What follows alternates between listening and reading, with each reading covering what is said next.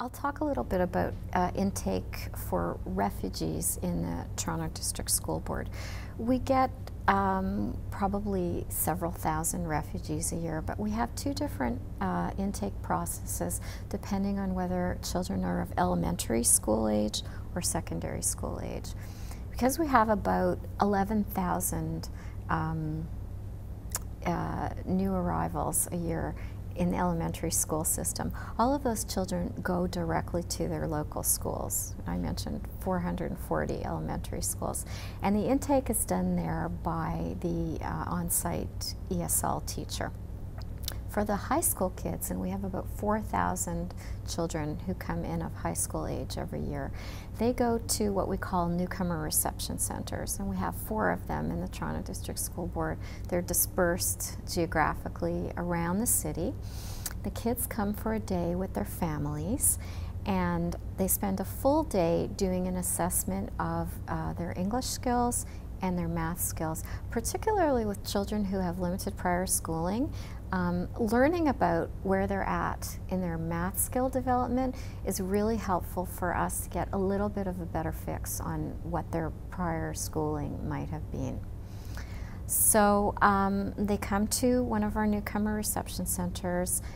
We have bilingual staff, multilingual staff at all our reception centers.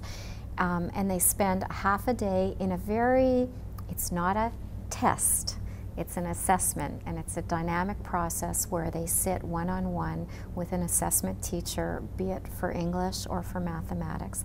And the teacher is always trying to see not only what they know, but if with a little mini teaching, if the student is able to assimilate that concept or that skill and learn it and show the teacher that they can learn that skill. So it's a very dynamic and interactive assessment. And at the end of the day, the teachers will make a recommendation for ESL credit course and mathematics courses in the secondary school. During their day at the reception center, the families of the students, whether they're refugees or immigrants, have the opportunity to meet with what's called a settlement worker.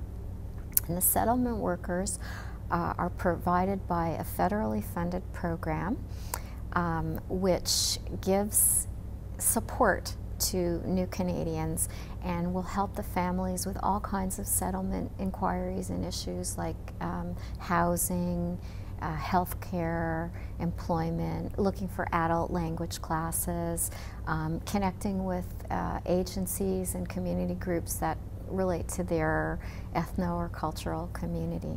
So they meet as well with the settlement worker.